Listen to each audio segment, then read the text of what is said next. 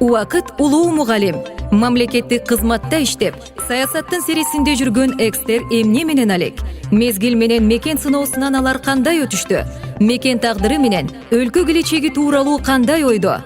Экстер менен эксклюзив программасынан угуңуз. Ар аптанын жума күндөрү саат 17-де. Менен эксклюзив программасын баштайбыз. Биздин студиянын бүгүнкү мейманы Кыргыз Республикасынын мурунку башкы прокурору Аида Салянова. Айдайым, саламатсызбы? Студиябызга кош келипсиз. Депутаттык мандатыңызды тапшырып кеткенден кийин бир ирет байланышканымда жакшы бир долбоорду баштаган отурам, ошонун үстүндө иштеп жатам деп айттыңыз эле да. Азыр ал эмне болгон долбоор эле, бул аяктап калдыбы билсек болобу? Ооба, ошондой долбоордун үстүндө бүгүн деле иштеп жатабыз. Эми баягы чоң калың катмарга пайдасы тие турган долбоор болгондон кийин убакытты дагы көп талап кылат экен, көп адамдардын профессионалдуулугун, мыкты адистерди талап кылат экен.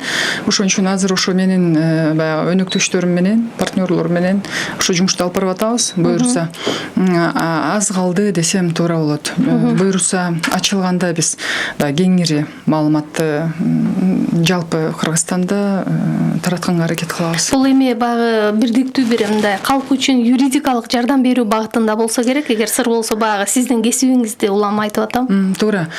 Бул бир эле баягы багыты. Мындай багыттар бул долбоордо бир нече болот да. Бир жагынан ошо бекер юридикалык жардам. Анан биз көп жылдан бери ошо 10-жылдары, даже 10-жылдардан мурун ушул Кыргызстанда эл аралык уюмдардын жардамы менен, ушу проонун жардамы менен бир чоң долбоор болгондо экспертизалар болуш керек. Анткени мисалы үчүн бүгүн мыйзамдарды жазылганы менен, жашнакай мыйзамдар болгону менен көп учурда алар иштебей атат да. И кээде ошо иштете турган механизмдер керек. Аны профессионал, мыкты юристтер, ошо адистер көрүп, анан кийин жол жобосун таап бериши керек да. И эми колдон келсе башында жазылып атканда эле адистер жазыш керек да мыйзамды. Бизде ар кайсындай болуп атпайбы? Негизи мыйзамды адистер жазыш керек да.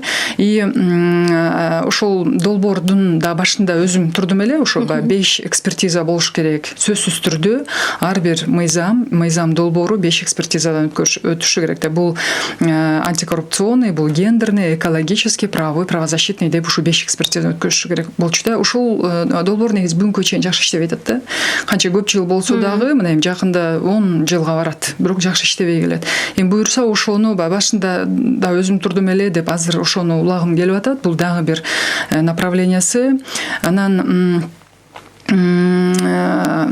тренинговый центр жаш балдарга.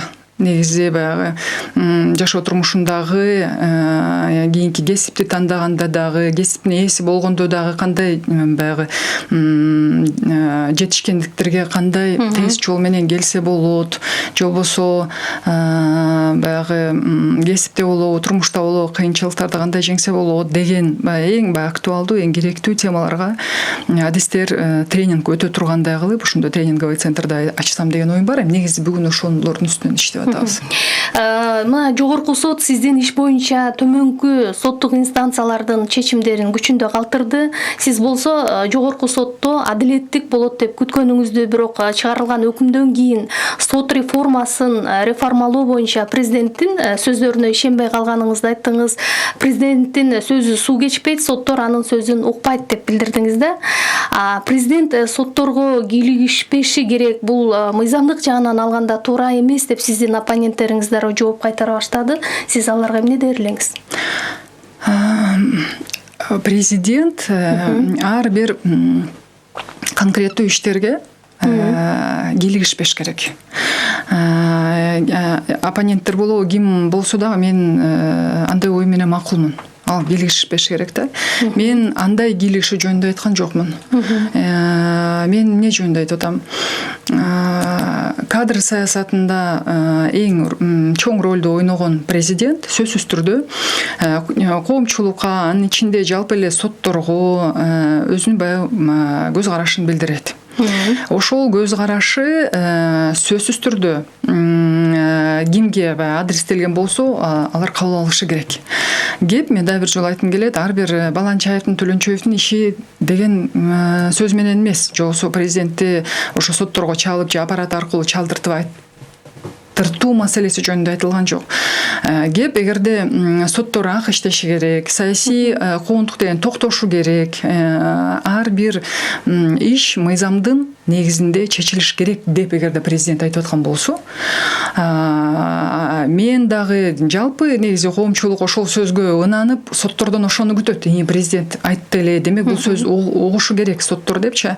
А бирок кандай болуп калды? Мен эмне үчүн баягы бүгүн президенттин сөзү сөз эле боюнча калып атат деген сөз ошол да. Мына мисалы үчүн менин үстүмөн чечим чыкты, соттор эч уккан жок.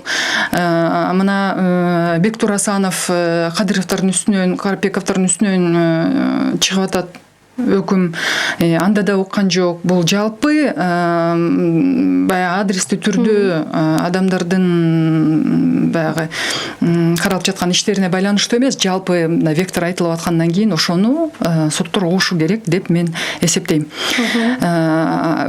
Акыркы жылдары баарыбыз эле көрүп атабыз, негизи мына коррупция менен күрөш деген оппоненттер менен күрөшкө өтүп кеткен. И ошонун баягы курмандыгы болуп 20-дан ашык киши бүгүн баягы эркиндикте жүргөн, эркиндикте түрмөдө жаткандары түрмөдө жатып атат да. И баягы соттор ак иштеши керек дегенде, мыйзамдын гана негизинде иштеши керек дегенде, биринчилерден болуп ушул иштерге соттор көңүл бурушу керек болчу деп мен эсептейм. Бирок тилекке каршы бүгүнкү күнү андай болбой атат. Эмнеге? Мунун өзүнүн баягы себеби бар. Анткени орусча сөз бар, круговая порука деген. Мен башынан эле айтып жүрөм, муну бир киши кылган жок, бул бир уюшулуп алган топ кылган. Бул бандиттик топ кылып атты да, бул куугунтуктардычы. И мисалы үчүн бир адамы кетсе, башка адамы иштеп аткан болуп атат. Эгерде чоң кызматтан алса, андан кичирээгине кээ бири барып отуруп атат дегендей. Булардын баары мисалы үчүн Сегизбаев менен Жолдубаев кеткени менен эле маселе чечилип калган жок да. Жоксо Атамбаевдин кеткени менен эле маселе чечилип калган жок. Алардын кадры отурат дегендей. И ким эле бүгүнкү күнү актоо чечимдери негизи актоо чечим деген эмне? Актоо чечим деген бул мурунку кабыл алган чечимдер мыйзамсыз деген сөз да. А эгерде мыйзамсыз деп соттун чечимин алып аткан болсо адам, демек баягы мурун куугунтук кылып аткан адамдардын үстүнөн сотко кайрылууга толук укуктуу да. Булар ошондон коркту да. И актоо өкүмү буларга кереги жок болчу. Демек сөзсүз түрдө ушул адамдардын күчү менен каралоо өкүмдөрү калышы керек болчу. Тилекке каршы мына бүгүн ошондой болуп келатат. Албетте сиз мына парламентте депутаттык мандатыңызды тапшырып жаткан учурда дагы азыркы соттордун өзүнүн позициясы жок, күн карама, коррупцияланышкан деп белгилеп өттүңүз да. Анан суроо жаралат. Негизи ушул сот системасына берген бул баамыңыз бул акыркы жылдардагы 3-4 жылда эле ушул абалга жеттиби же Атамбаев бийликте турган жылдары эле ушул башталды беле же ал кезде соттор мындай эмес беле? Атамбаевдин негизи ишмердигин ошо периодун мен буга чейин да айтып келдим. Мен эки бөлөт элем да. Биринчи жылдары коррупция менен күрөшүүгө жалпы укук коргоо органдары, алардын жетекчилери ошого баягы кадам таштаган да.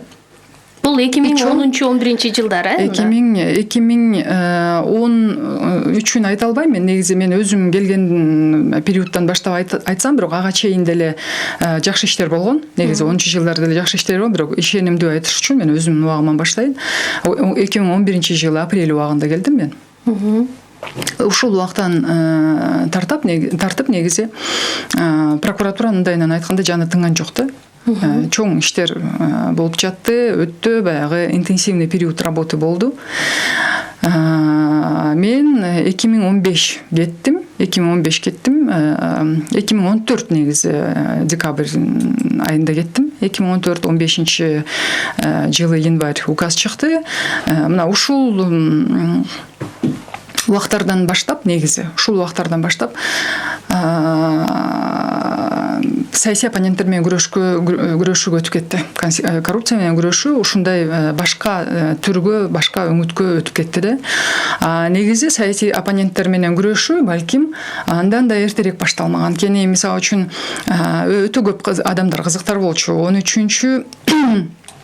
13-чү эле жылдары, 13-чү, 14-чү жылдары баягы талаптан тоноо катышкан деп баягы элге аябай мародерство деген сөз менен белгилүү болуп калды. Ошол мародерство болду деп мисалы үчүн кызыктар тараптар көп болчу. Ошондо эле иш козголуп, ошондо эле адамдар жоопко тартылсын депчи. Бирок тастыкталбаган соң, колдо эч кандай укук коргоо органдарында далил болбогон соң, ал иш жылган эмес да. Бул мисалы үчүн ошол эле Ата Мекен партиясынын депутаттарына каршы. Эгерде саясий күрөш болсо, саясий оппоненттер менен өч алуу болгон болсо, анда эртерээк болмок. Бирок мен ошол убакта иштеп турдум, мисалы үчүн ага жол берген жокмун. Ошол сыяктуу эле башка адамдар да, мен алардын баардын аттарын атап отурбайм, бирок башка адамдарга дагы өтө көп кызыктар адамдар болчу. Ушулардын үстүнөн иш козголсо, ушулар жоопко тартылса да, бирок мен бирөөнү дагы жол берчү эмесмин. Кийин мен кеткенден кийин анан ошол оппоненттер менен күрөшүүгө толук ушул жумуштун баары ошого өтүп кетти. Албетте, кызматтан кеткенден кийин сиз Атамбаевка карай, ал сизге карай бир топ ачуу пикирлерди айтыштыңыздар да. Анан убакыттын өтүшү менен азыр көп нерсеге анализ жасоого туура келип атпайбы? Ортодогу келишпестик, таарыныч эмнеден улам чыкты эле? Негизи адамдарга кызык болсо керек. Өтө баягы кайка барбасаң эле ушул сөздөр көп берилет да. Мен баягы ички мамилелерди териштирип, анан элдин алдында жайып берип, ушундай негизи адамдарга кирбейм да, бирок баягы суроо жоопсуз калбасын, ал баягы жоопсуз болсо элдер ар ким өзүнүн баягы жообу менен өзүнүн ой пикири менен толтурат да ошонучу. Ошондой болбосун деп эле кээ бир тактыкты киргизгенге айтылып атат да, бирок баягы ички дүйнөмө, өзүмдүн мүнөзүмө негизи туура келбейт да булчу. Ошон үчүн мен кыска эле айтайын, буга көп көп факторлар, көзүн баягы мамилебиз жакшы болбой алганда көп фактор роль ойноду. Биринчиден коррупцияга каршы күрөштө экөөбүздүн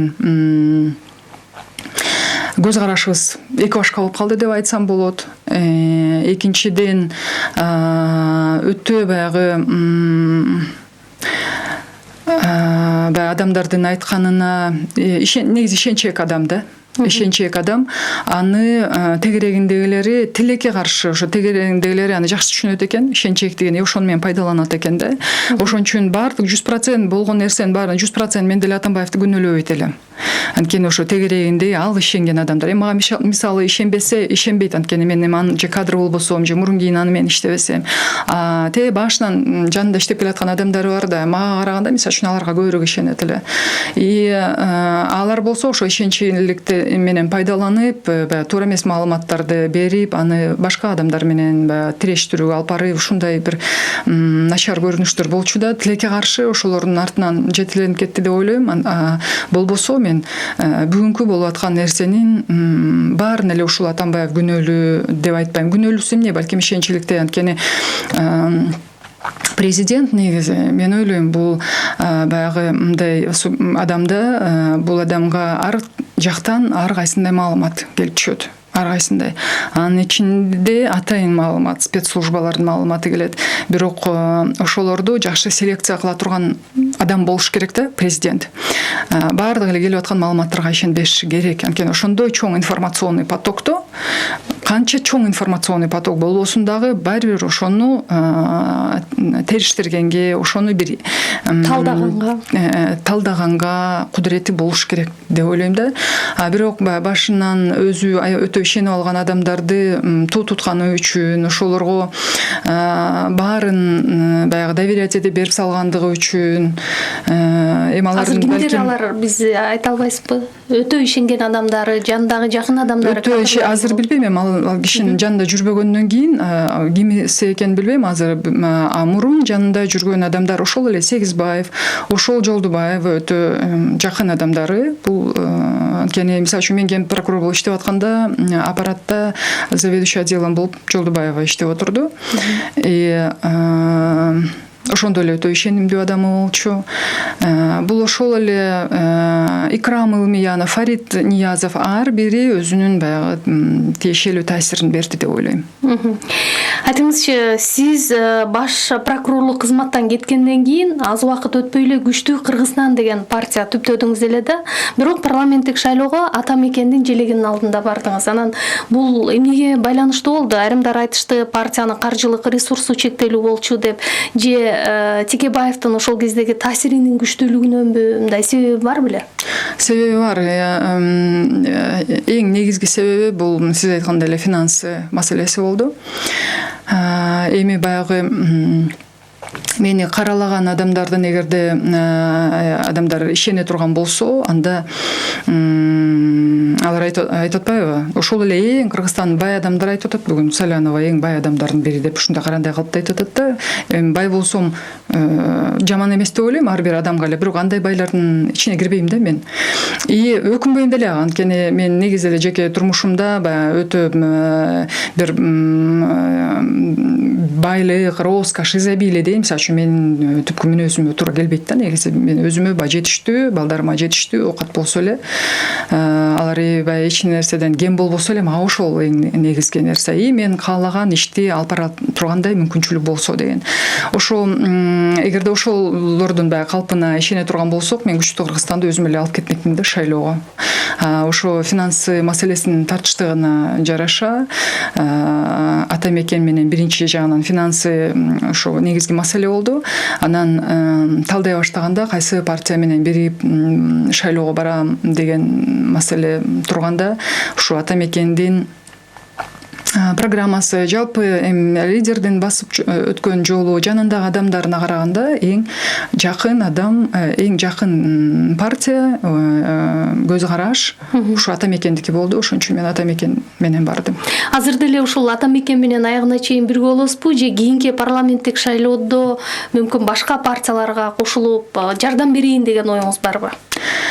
Азыр андай ой жок. Күчтүү Кыргызстан иштеп атат, бирок биз баягы саясий куугунтук башталганда, анын ичинде Өрбек Черкесовичтин үстүнөн өтө чоң саясий куугунтук башталганда, биз Күчтүү Кыргызстанда атайын жыйын өткөзүп, ата мекенге полностью бүт күчүбүздү, дилибизди, болгон аракетибиздин баарын ушу ата мекен менен чогулуп, азыр ата мекенге жумшайлы деп ушундай чечкенбиз. Ушу бүгүнкү күнгө чейин Күчтүү Кыргызстан партиясынын эң активдүү мүчөлөрү, жалпы жөнөкөй жарандар деле бизди колдогон, анын баары ушу ата мекенди колдоду, бүгүнкү чейин колдоп келатат.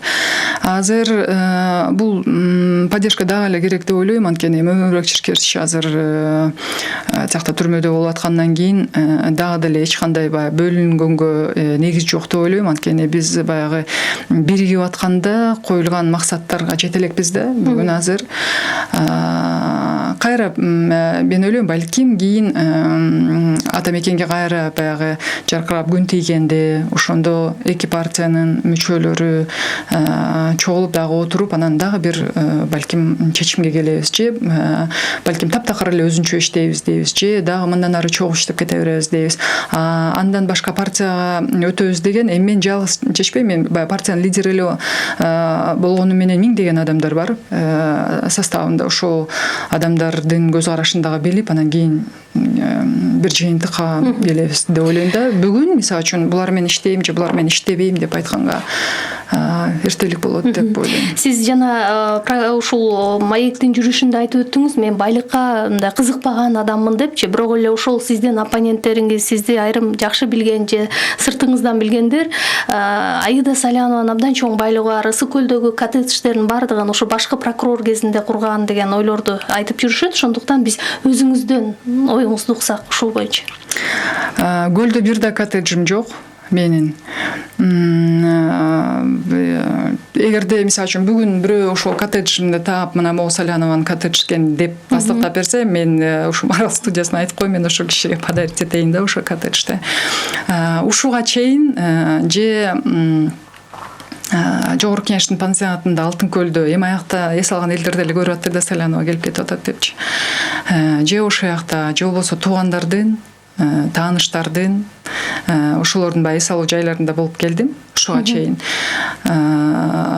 Негизи өтө бир ошол жерден бир өзүбүзгө чакан болсо да бир нерсе салып алсак деген оюбуз бар. Бирок бүгүнкү күнгө чейин ал ойго аша элек. Бүгүн бир дагы андай эс алуу жайым жок ал жерде. Азыр соңку учурда бийликтин баягы коррупцияга каршы чечкиндүү күрөш деген мындай ураанынын натыйжасында бир топ күч түзүмдөрүнүн арасында мындай абдан чоң байлыктары менен кармала баштады да. Ана суроо жаралат. Соттор, ошол эле прокурорлор, күч түзүмдүн адамдары каяктан ушул түзүмдөрдө иштеп баюунун жолдору көппү? Тобокелчиликтер арбанбы көз кызарткан? Мунун бир эле жолу бар, бул коррупция. Бир эле жолу бар. Коррупция менен күрөшүү бул укук коргоо органдарынын эле колу менен болбош керек деп ойлойм да мен. Жалпы жарандар өтө терс баасын бериш керек. Биринчи баягы ар бир адамдын аң сезиминде бир чоң бурулуш болуш керек да.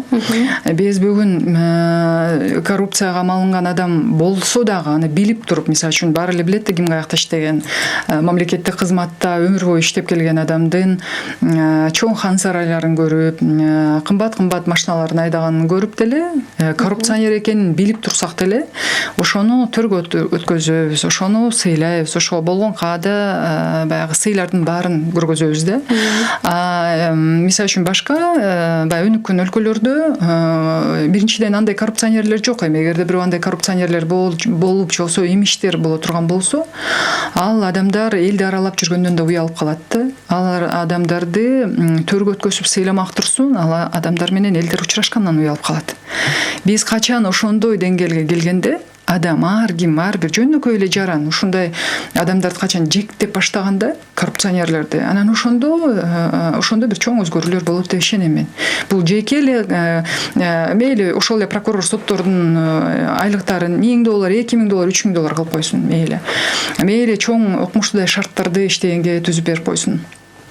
Бирок эгерде жалпы жарандардын аң сезиминде ушундай бурулуш болбосо, эгерде ошо өзлөрүнүн соттордун, прокурорлордун аң сезиминде бурулуш болмоюнча, канча айлык төлөп берсең дагы, кандай шарт түзүп берсең дагы эч кандай өзгөрүү болбойт да. Бул мисалы үчүн айлык деген жакшы нерсе, бирок мисалы үчүн мен аны бир 5-чи же ушундай бир ары жактагы орундара коет элем да. Эң негизгиси. Ошон үчүн бүгүн өлкөдө эмне жакшы көп кетпей атат, бул агартуу иштери. Ошо агартуу иштери болуш керек. Тилекке каршы Атамбаевдин ветасы менен келген, мен ушул Марал студиясынан дагы талкууласак керек, баягы коррупция жөнүндө айткан адамдарга акча төлөп берсе, энди мамлекетте билесизби, бул дагы эле парламентте турат да. Мисалы үчүн ушул сыяктуу көптөгөн инструменттер бар да. Ушул адам коррупционер деп айтып аткан адам, бул негизи акчага деле айдалып, акчанын артынан келбейт негизичи.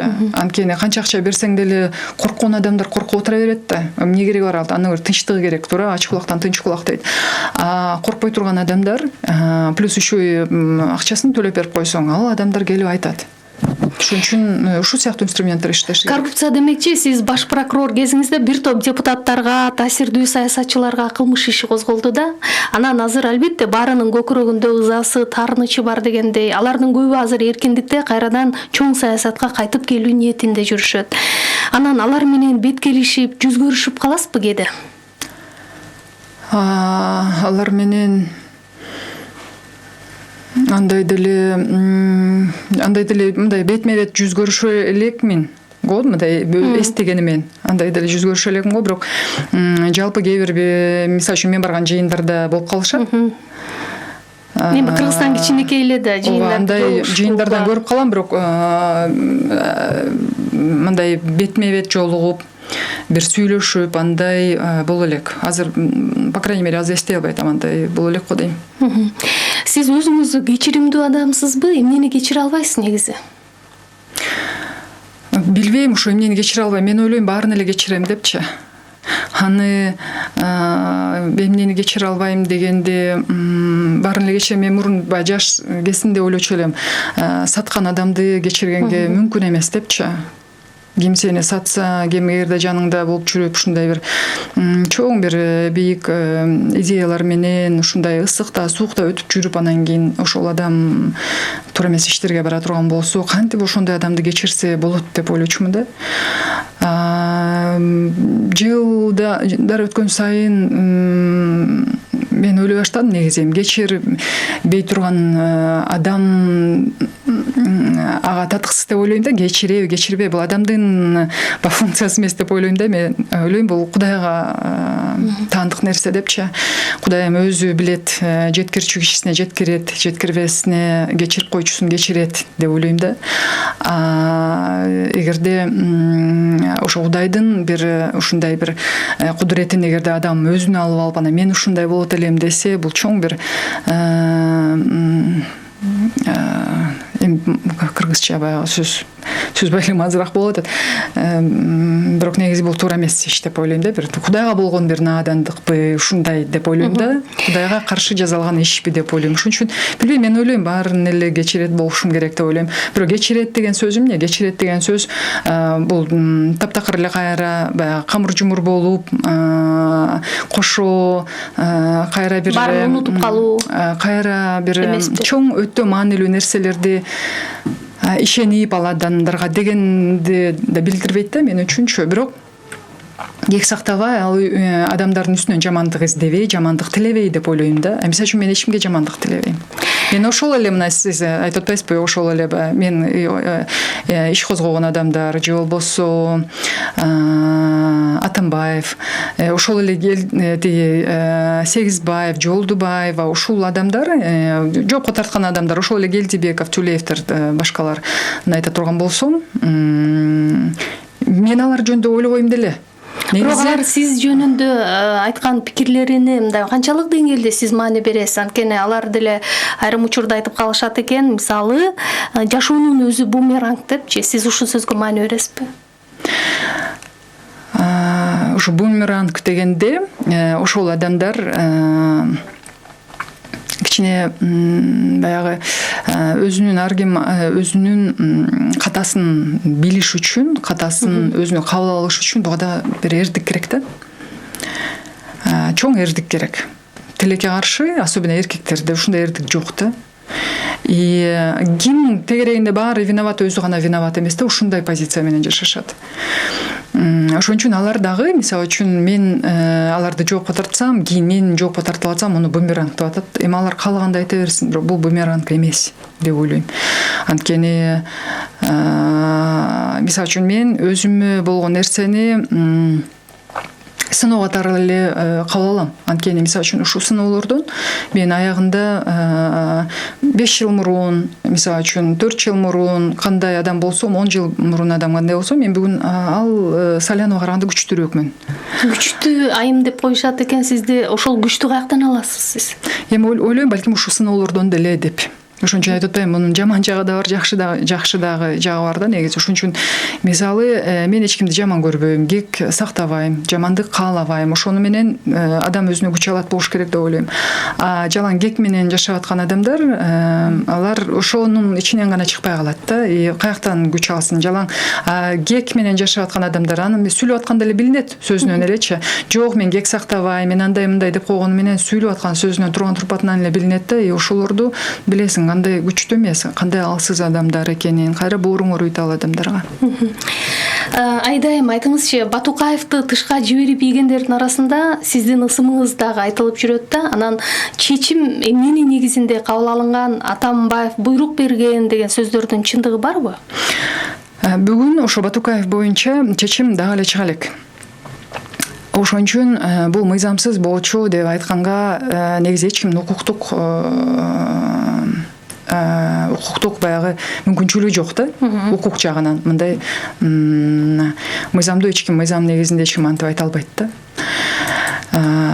Ушул Батукаевга тиешелүү кылмыш иши мен ген прокурор болуп турганда козголгон. Мына андан бери канча жыл өттү. мен ойлойм аны жаап жашыргандан деле эмес адамдарчы. Эгерде мисалы үчүн мен бир кандай тиешем бар болсо, ошону Атамбаев алып чыкмак. Капкаякта бир лицензияны алып чыкпай, ошо Батукаевке ушу Салянованын тиешеси, балким даже өзү күнөөлүү болуп турган күнү деле ошону түртө салып, жок бул Салянова күнөөлүү деп чыкмак да, мисалы. Мен ойлойм бүгүн деле ошол ишти талдап атышканда бүгүн деле тергөөчүлөр көрүп атат болуш керек колдорунда. Анткени эми КСИНдин атайын кызматтын сунушу болуп аткан болсо, сот ошонун негизинде урулуу экен деп колунда справкалары турса ушундай деп чечип коюп атат да. Мисалы үчүн мен прокуратурада иштеп аттым, мен прокуратурада иштесем мен эмне ошо КСИНдин жетекчисимби күнөөлүү болгудай, же мен сотмунбу чыгарып аткан, же мен сотко ошондой таасирим бар, же бүгүн бир сот айтты ушу Салянова мага айтты эле деп. Мен негизи прокурор болуп иштеп атканда бир сот менен сүйлөшчү эмесмин негизи. Мен соттордун көбүн да тааныбайм, почти баарын деле тааныбайм да. Мурун кийин бир окуп же бир ушундай бир жосо маалыматтан угуп калып баланча Төлөнчөев экен десем, мен негизи дээрлик көбүн тааныбайм соттордун. Анткени алар менен сүйлөшүп да көргөн эмесмин, көрүшүп да мындай бир өзүм карым катнашым да жок алар менен, тааныбайм дагы да. Ошон үчүн бүгүн эч ким да антип айта албайт да, эгерде ушинтип айтса дагы бир жөн. Анан ушунча жыл өткөндөн кийин ошо мисалы үчүн Рысалиев азыр айтып атат, буга чейин эмне алып жүрдү ал? Буга чейин айтпай. Анан негизи биринчиден Рысалиевди негизи мага да сөз тийгизип атканы, бул мага өтө ордукка жатып атат да, ошону баланча деп анда бир жаман сөз менен айтып, бир жаман өзүмө туура келбей атат да, бул калп мисалы үчүн айтып аткан. Ошол эле Салянова ушу кылмыш ишин жылдырыш керек деп айтсам, жылдырбай койгон дейт. Бул сөзгө ким ишенет? Эгерде өзү КСИН болуп атса, сунушту өзү берип атса, сунушту берип аткан, сотко берип аткан киши дагы эмне келип анан прокурорго ушу ишти жылдырыш керек деп айтабы? Бул бир. Экинчиден Рысалиев МВДде иштеди, Рысалиев КСИНде иштеди, бирок бул ГКНБде эч качан иштеген эмес. ГКНБ териштирип атат да бул иштичи башынан. Жана мен иш козгогондо да менин убагымда эле ошол эле күнү иш ГКНБга кеткен да. ГКНБ бүгүнкү чейин ушу ГКНБнын тергөөсүндө. Мына экс-президент Атамбаев бийликтен кеткенден кийин анын көп иштерин ачык айта башташты да. Анан сотторго буйрук берчү Арабаев аркылуу жана башка деген пикирлерди сиз жакшы угуп атсаңыз керек. Ушундай мындай үлкөн чиновниктерге кылмыш иши козголуп атканда сизге дагы мындай оюңузду уккан же болбосо сиз кеңешкен учурлар болчу беле? Айрым бир маселелер боюнча президент менен. Ким менен? Президентти мындай маалымат катары, маалымат ал адамда болуп туруш керек да, маалымат катары. Бул маалыматты дайым ГКНБ берет. Кийин мисалы үчүн ошол ГКНБнын эле берилген маалыматтары баягы ошол жакта иштеген адамдар аркылуу биз көргөн маалыматты укмуштуу эле маалыматтарды бере берчү экен да, мисалы үчүн такыр тиешеси жок. Мага, башка адамдарга тиешелүү маалыматтарды такыр бир ушундай күлкүлүү кээ бирлери ойлоп көрсөң, күлкүлүү маалыматтарды бере берчү экен да Атамбаевке. Мен эмне үчүн жана айтып атканым, ошонун баарына эле ишене берчү окшойт ал адамчы. Анан ошол сыяктуу эле башкы прокурорду кабыл алганда жалпы мисалы үчүн аялдар боюнча, балдар боюнча жалпы коррупциялык иштер кандай болуп атат деген жалпы маалыматты алат. Президенттин укугу жок. Бул иш боюнча мындай кыласың, тиги иш боюнча тигиндей кыласың деп. Мисалы үчүн мен көрсөтмө берген эмес сизге. Көрсөтмө андай көрсөтмө бергенге укугу жок. Берчү да эмес, албетте укугу жок, бирок берчү эмес. Жок, президент андай кыл, мындай кыл деп антип указанияларды берчү эмес. Бирок мисалы үчүн жалпы мисалы үчүн маалыматтар болот да, бул адамдар менен жакшы, тиги адамдар менен жакшы болот деп маалымат жакшы адамдык мамилеси бар деген ушундай маалыматтарга карабай прокуратура иш козгочу да. Ошол эле жана айтып аткан Келдибеков менен мисалы үчүн экөөнүн мамилеси өтө ысык болчу. Келдибековдун үстүнөн иш козголуп атканда ага чейин өтө мамилеси жакшы болчу, например, Атамбаевдин. Ушул сыяктуу ушуга болгон мисалы үчүн мен иш козгоп аткан жагдайларга мисалы үчүн мен баягы өзүнүн жанындагы адамдардан деле угуп калчумун. Баягы мамилеси жакшы эмес болчу да. ким менен жакшы болсо, мисалы үчүн анын үстүнөн иш козголуп же бир нерсе болуп аткан болсо, негизи ага көп жактырчу эмес экен көрсө. Ошол эле мисалы үчүн Пирматовду билесиңер, Пирматовду жоопко тартыш керек деп мен парламентке келгенде СДПК колдобой койгон, мисалы. СДПК колдобой койгон. Мен ишенем, СДПК сөзсүз түрдө ушундай иштер боюнча өзүнүн позициясын билдирерден мурун ошо баягы де юре болбосо да де факто лидери менен кеңешчү деп ойлойм. И ушул сыяктуу мисалы үчүн же болбосо мисалы үчүн ошол эле Текебаевдардын үстүнөн иш козголгон жок мародерство деп, анткени далил болбосо мен адамдын убалынан корком. Мен эч качан кандай болгон күнү дагы мисалы үчүн мени өлтүрөм деп атса да мен мисалы үчүн эгерде далил жокпу Текебаевдардын үстүнөн иш козгомого эмесмин да, аларды жоопко тартмак эмесмин. Бирок ушул сыяктуу эми экөөнүн мисалы үчүн Атамбаев менен Текебаевдин мамилесин эске алганда мисалы үчүн мындай кадамдары мага жакчу эмес да. Атамбаевке. Ошон үчүн адамдар мага мисалы үчүн Салянова эмне жаман айтсак деп эле түйшөлүп атып, ушу болбогон бир саясий куугунтук болгон биздин үстүбүздөн деген эле сөздөрдү айта берет да негизи. Же болбосо ошол эле Батукаев башка айта турган эч нерсеси жок. Ушул нерселерди айта берет да. А чындыгында келгенде Атамбаев тескерисинче кээ бир указания берип, андай кыл, мындай кыл дебесе дагы, бирок ага мисалы үчүн кээ бир прокуратуранын кадамдары жакчу эмес. Азыркы мына КСДП партиясынын арасында бир топтору Атамбаевдин убагында аны менен эң жакын болгондор азыркы бийликтин сөзүн сүйлөп, саясатын колдоого өтүштү да. Бул көрүнүш сиз үчүн мындай кадыресе табигый көрүнүш катары кабыл алдыңызбы же мындай ага дагы таңыркоо барбы?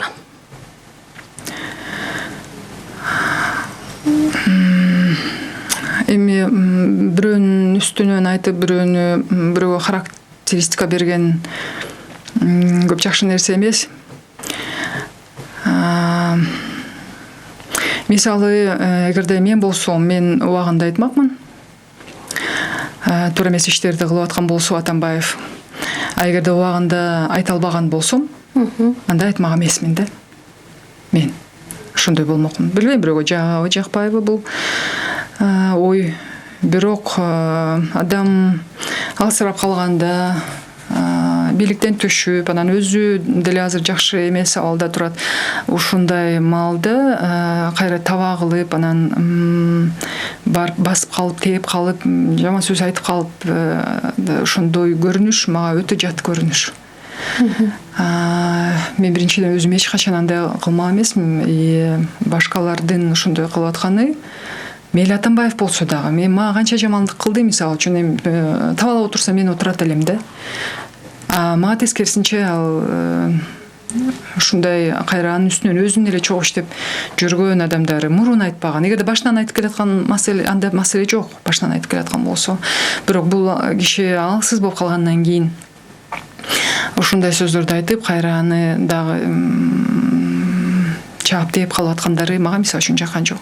Мага керек болсо өткөндө Сапар Исаковдун деле камалып атканда мен кадимкидей ичим ачышты. Эмне үчүн? Анткени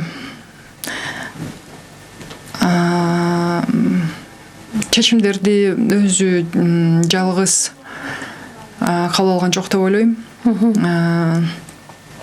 И кээ бир адамдардын баягы күнөөсүн дагы кошо тартып кетип аткандай болду да магача. Жалгыз өзүнүн күнөөсү эмес.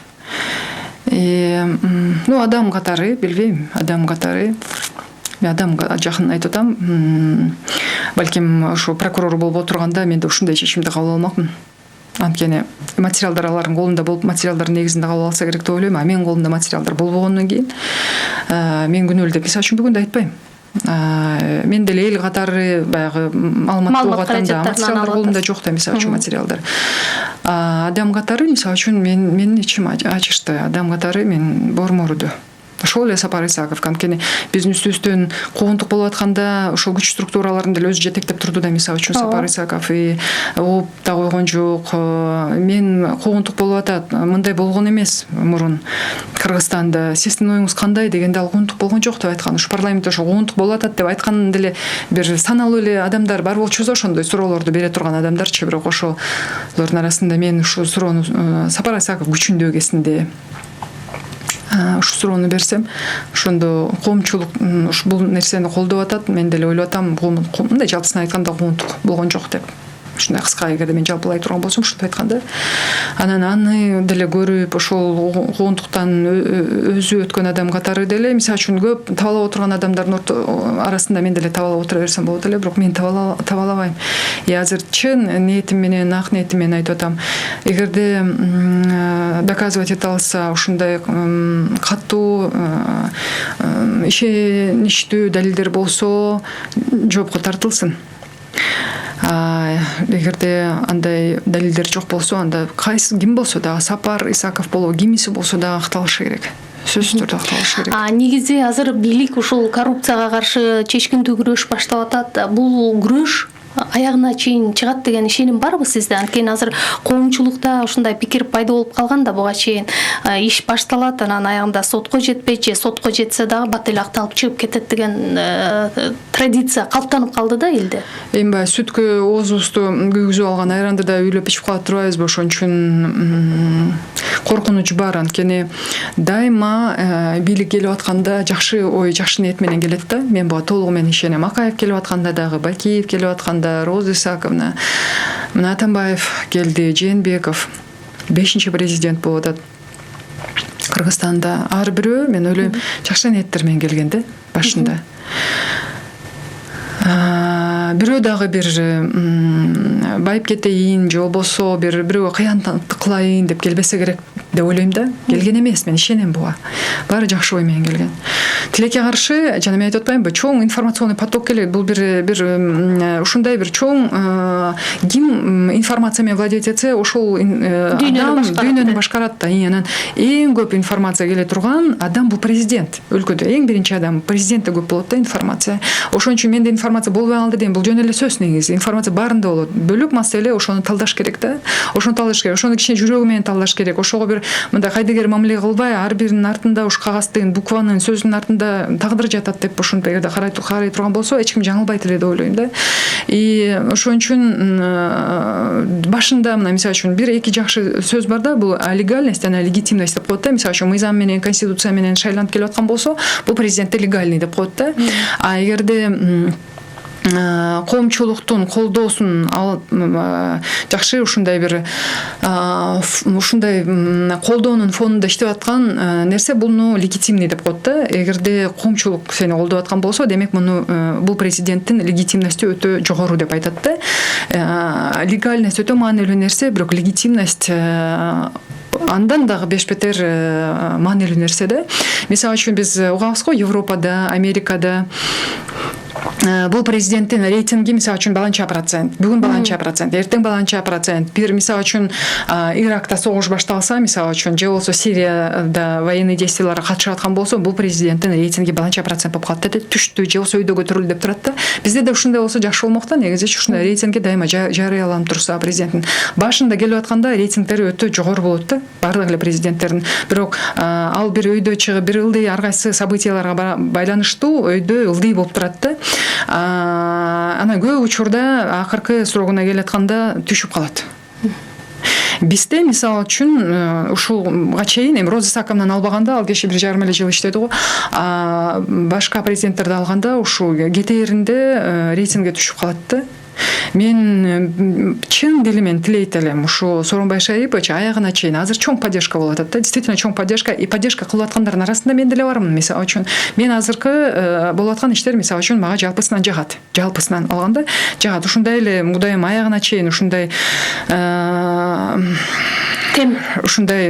темп болсо, ушундай бир Кудайым бир күч берсе, дем берсе деп мен тилейм да. Бул адамга, тегерегинде иштеп аткан адамдарга тилейм Кудайданчы. Анан аягына чейин ушундай болсо жакшы болот. Бирок буга чейин Кыргызстанда андай болгон эмес. болгон эмес.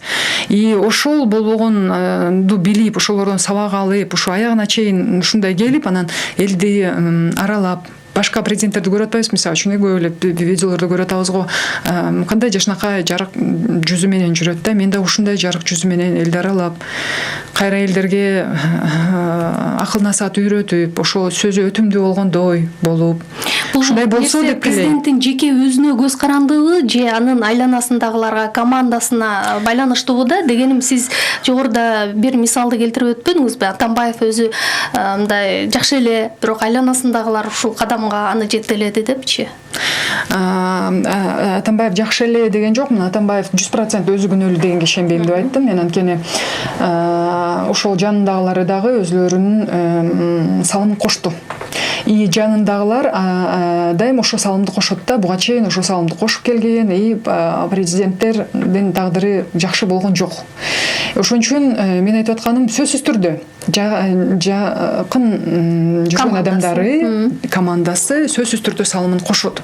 Азыр дагы Сооронбай Шайпич алар дагы кошот. Бирок ошол толтура келип аткан маалыматтардын арасынан эгерде Сооронбай Шайпич селекция кыла ала турган болсо, ошолорду бир сорттоп мен айтып атпайм, бул жөн эле эгерде действительно ошолар бир кагаздын тамганын артында тагдыры жатарын билип ошого мамиле кыла турган болсо, бул киши эч качан жаңылбайт да. А эгерде жанындагы адамдардын эле берип аткан маалыматына тек гана ошол маалыматка ишенип эле иш алып бара бере турган болсо, анда эми көргөзүп атпайбы, тарых көргөзүп атпайбы, анда бул кишинин тагдыры да күмөндүү болуп калат деп ойлойм мен. Ал үчүн адамдын өзүнүн баягы ички опорасы күчтүү болуш керек да. Адамдын өзүнүн опорасы күчтүү болуш керек экен. Эң биринчи адам өзүнө таянышы керек экен. Тегерегинде адамдарга эмес, өзүнө таянышы керек экен. Эгерде өзүнүн баягы адамгерчилигине, өзүнүн бир адамдык бийик сапаттарына таянып чечимдерди кабыл ала турган болсо, мен ойлойм, анда жаңылбай, аягында дагы ошо кандай элдер тосуп алган болсо, ошондой дүркүрөгөн кол чабуулар менен аягында узатып бул кишини, анан кийин дагы тарыхта алтын тамгалар менен жазылып кала турган адам болот. Азыр эл ишеним менен карап турат, демек ошол ишенимди акташ керек деген. Ошол ишенимди актап, ошол рейтингди кармап калыш керек да. Ал рейтинг дайыма өтө бир резонанстуу иштерге байланыштуу болот. Мен жана айтып атпаймынбы, чоң бир событияларга, чоң бир окуяларга байланыштуу болот да. Ал өтө көтөрүлүп ылдый түшүп турат да. Эгерде ошол окуялар болуп атканда өзүнүн позициясын туура так билип алса, ошол и ошону жакшы карманса, и жанындагыларын дагы ошолорго багыттаса, анда баары жакшы болот деп ойлойм. Чоң рахмат. Анда бүгүн биздин студиябызга келип куруп берген маегиңиз үчүн ыраазычылык билдирем. Рахмат өзүңүзгө. Экстер менен эксклюзив программасынын бүгүнкү мейманы Кыргыз Республикасынын мурунку башкы прокурору Аида Салянова болду. Программаны алып барган Майраш Базылакунова, саламатта калыңыздар. Убакыт улуу мугалим. Мамлекеттик кызматта иштеп, саясаттын серисинде жүргөн экстер эмне менен алек? Мезгил менен мекен сыноосунан алар кандай өтүштү? Мекен тагдыры менен өлкө келечеги тууралуу кандай ойдо? Экстер менен эксклюзив программасынан угуңуз. Ар аптанын жума күндөрү саат 17-де Марал радиосунун толкунунда.